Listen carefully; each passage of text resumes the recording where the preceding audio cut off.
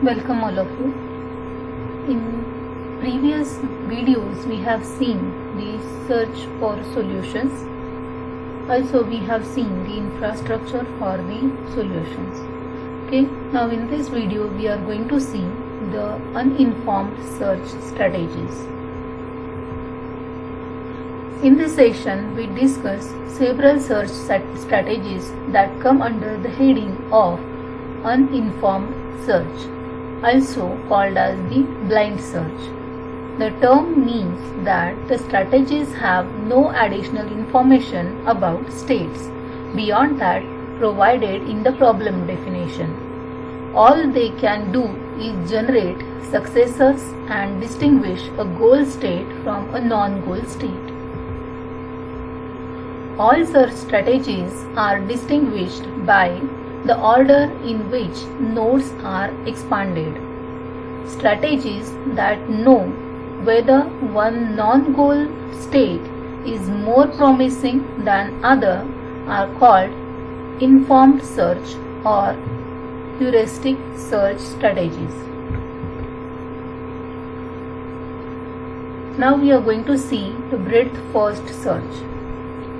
Breadth first search is a simple strategy in which the root node is expanded first, then all the successors of the root node are expanded next, then their successors, and so on.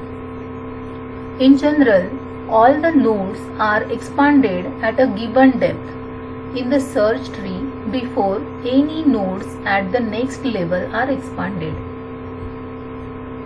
Breadth first search is an intense instance of the general graph search algorithm in which the shallowest unexpanded node is chosen for expansion.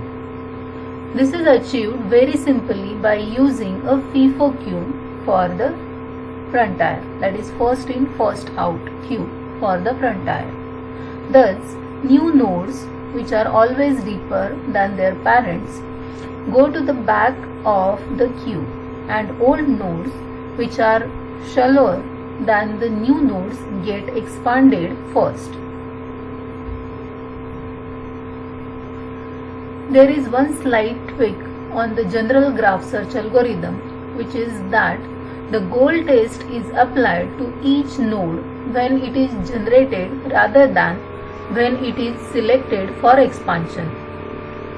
Note also that the algorithm following the general template for the graph search discards any new path to a state already in the frontier or explored set. It is easy to see that any such path must be at least as deep as the one already found. Thus, breadth first search always has the shallowest path to every node on the frontier.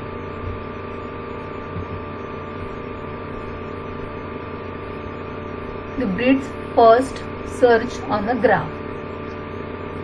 Here the function breadth first search is provided, which returns a solution here.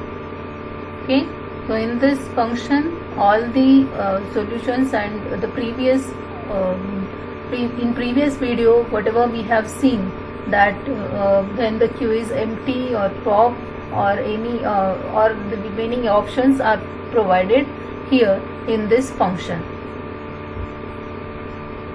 Okay, so here infrastructure of this search is also provided. Okay, this is the breadth first search on a simple binary tree. Okay, so simple binary tree is provided and accordingly the breadth first search is explained. Okay, at each stage the node to be extended next is indicated by a marker. So here in this figure this node A has to be extended. In this figure, okay, the node B is to be extended. Okay, here the node C is to be extended and here D is to be extended. How does breadth first search rate according to the 4 criteria from previous section? We can easily see that it is complete if the shallowest goal node is at some finite depth d. Breadth first search will eventually find it after generating all the shallower nodes, provided the branching factor b is finite. Note that as soon as a goal node is generated, we know it is the shallowest goal node because all shallower nodes must have been generated already and failed the goal test. Now, the shallowest goal node is not necessarily the optimal one. So technically, breadth first search is optimal if the path cost is a non-decreasing function of the depth of the node. The most common such scenario is that all actions have the same cost. So far, the news about breadth first search has been good. The news about time and space is not so good. Imagine the searching a uniform tree where every state has b successors. The root of the search tree generates b nodes at the first level, each of which generate b more nodes for the total of b raised to 2 at the second level. Each of these generates b more nodes, providing b raised to 3 nodes at the third level, and so on. Now suppose that the solution is at depth d. So in the worst case, it is the last node generated at that level. Then the total number of nodes generated is b plus b raised to 2 plus b raised to 3 and so on up to b raised to d, which is equal to O of b raised to d.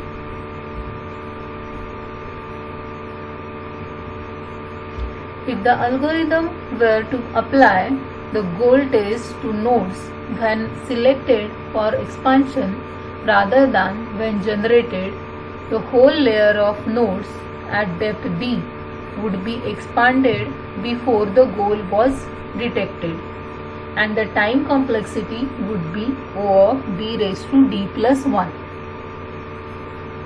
As for space complexity, for any kind of graph search which stores every expanded node in the explored set, the space complexity is always within a factor of b of the time complexity. For breadth first graph search in particular, every node generated remains in memory. There will be O of b raised to d minus 1 nodes in the explored set and O of b raised to d nodes in the frontier. So the space complexity is O of b raised to d. That is, it is dominated by the size of the frontier. Switching to a tree search would not save much space, and in a state space with many redundant paths, switching could cost a great deal of time. So here shows the time and memory requirements for breadth first search. The numbers shown assume branching factor b is equal to 10, 1 million nodes per second and 1000 bytes per node. Okay, so this table indicates the time and memory requirement for breadth first search. The table lists for various value of the solution depth d. The time and memory required for a breadth first search for branching factor b is equal to 10 is provided in that table. The table assumes that 1 million nodes can be generated per second and that a node requires 1000 bytes of storage. Many search problems fit roughly within these assumptions when run on a modern personal computer. That is, give or take a factor of 100. So two lessons can be learned from the table here. First is the memory requirements are bigger problem for breadth first search than is the execution time.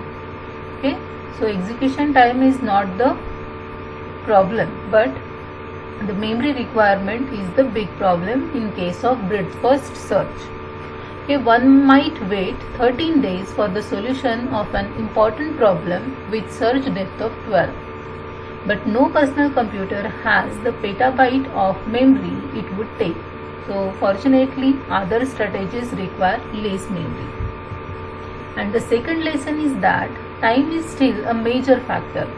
If your problem has a solution at depth 16, then given our assumptions, it will take about 350 years for breadth first search to find it. In general, exponential complexity search problems cannot be solved by uninformed methods for any but the smallest instances. Our next search is the uniform cost search. When all step costs are equal, breadth first search is optional because it always expands the shallowest unexpanded node. By a simple extension, we can find an algorithm that is optimal with any step cost function. Instead of expanding the shallowest node, uniform cost search expands the node n with the lowest path cost g of n. This is done by storing the frontier as a priority queue ordered by g. So here the algorithm is provided. A uniform cost search on a graph. The algorithm is identical to the general graph search algorithm except for the use of a priority queue that the addition of an extra check in case a shorter path to a frontier state is discovered. The data structure for frontier needs to support efficient membership testing. So it should combine the capabilities of a priority queue and a hash table. Okay, so here the figure shows the uniform cost search algorithm.